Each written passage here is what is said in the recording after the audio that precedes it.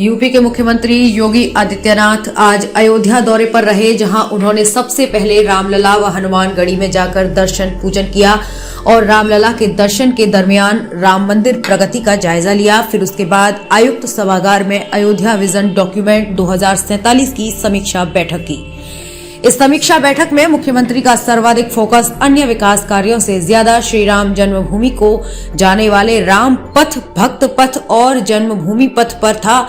उन्होंने इन पथों को जल्द से जल्द पूरा कराने के निर्देश अफसरों को दिए। बैठक के बाद मुख्यमंत्री योगी आदित्यनाथ जीआईसी मैदान में प्रबुद्ध जनसभा मंच पर पहुंचे, जहां उन्होंने अयोध्या वासियों को एक बड़ी सौगात भी दी। करीब 1056 करोड़ की 46 विकास परियोजनाओं का लोकार्पण व शिलान्यास किया और प्रधानमंत्री आवास लाभार्थियों को चाबी सौंपी। प्रधानमंत्री किसान निधि लाभार्थियों को भी प्रमाण पत्र दिया और प्रधानमंत्री आवास लाभार्थियों को चाबी सौंपी। प्रधानमंत्री किसान निधि लाभार्थियों को भी प्रमाण पत्र दिया। इस दौरान उन्होंने मुख्यमंत्री स्वरोजगार योजना के लाभार्थियों को चेक भी दिया। इस दौरान मंच से संबोधित करते हुए मुख्यमंत्री योगी आदित्यनाथ ने कहा कि अयोध्या सप्तपुरी में से एक पुरी है। 500 वर्षों के इंतजार के बाद प्रधानमंत्री नरेंद्र मोदी के नेतृत्व में राम मंदिर का निर्माण प्रारंभ हो चुका है। अयोध्या को दुनिया की सर्वोत्तम नगरी बनाना है। अयोध्या में केंद्र व प्रदेश की डबल इंजन सरकार की 30,000 करोड़ की परियोजनाएं चल रही हैं। यहाँ आध्यात्मिक नगरी बनने के साथ ही भौतिक साधनों का भी उपलब्धता होगी। उन्होंने कहा कि अयोध्या में विकास के लिए धन की कमी नहीं होगी। उत्तर प्रदेश सरकार पूरी तत्परता के साथ कार्य कर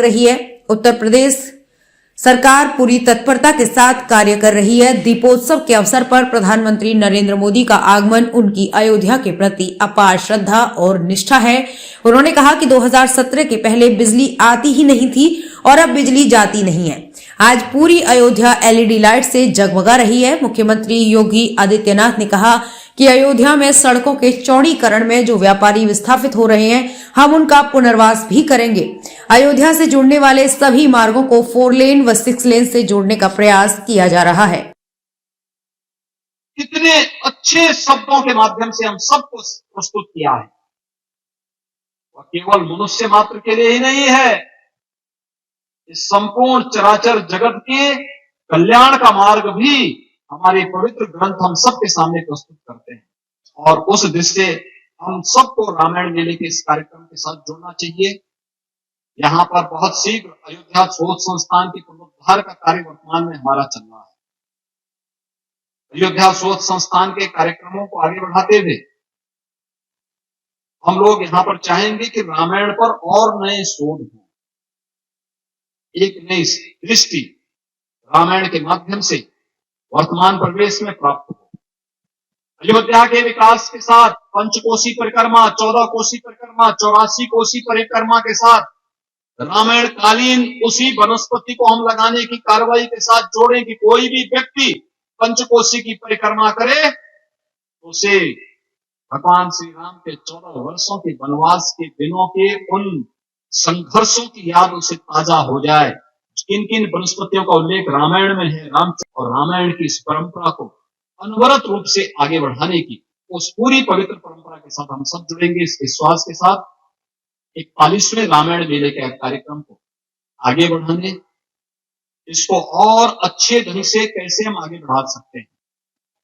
यह विवाह पंचमी के अवसर पर ही होना है, दीपोत्सव के अवसर पर होना है, कैसे कार्यक्रम होने हैं, इस कार्यक्रम के साथ एक बार विचार करके इस कार्यक्रम को हमें आगे बढ़ाना चाहिए, भव्यता के साथ आगे बढ़ाना चाहिए। वैश्विक स्तर पर इसमें संगोष्ठी होनी चाहिए, रामायण पर शोध के कार्यक्रम होने चाहिए। उस समय की वनस्पति, उस समय के जुड़े हुए अगर कुछ भी ऐसे प्रमाण हमें प्राप्त होते हैं तो उसके यहाँ पे शोध संस्थान में लाना, यहाँ के म्यूजियम में उसे स्थान देना और फिर इन कार्यक्रमों को आगे बढ़ाने के साथ ही स्कॉलरशिप देने की व्यवस्था को हमें आगे बढ़ाना पड़ेगा।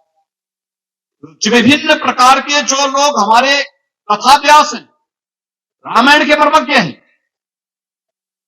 उनकी गोष्ठी करवाना, 1-1 घंटे 2-2 घंटे के उनके प्रवचन करना, किसी एक विषय को लेकर कि भाई मनुष्य से इतर कौन ऐसे लोग हैं जो रामायण के पूरे पृष्ठभूमि के साथ जुड़े हुए हैं। जटायु भी तो उसमें है, बानर और भालू भी तो उसमें है, तमाम अन्य ऐसे ऐसे इस सृष्टि के जुड़े हुए सभी यानी अन्य लोकों से जुड़े हुए वे देव भी हैं, यक्ष भी हैं, गंधर्व भी हैं, जिनका प्रत्यक्ष और प्रत्यक्ष रूप से भूमिका इस पूरे अभियान के साथ हमें दिखाई देती है। इन सब पर मंथन करने की आवश्यकता है, उस कार्यक्रम को आगे बढ़ाने की आवश्यकता है, गंभीर चिंतन को आगे बढ़ाने की आवश्यकता है और दुनिया के आकर्षण का केंद्र इस रामायण लीला को बनाने की आवश्यकता है। सरकारें, केंद्र और राज्य सरकार इसमें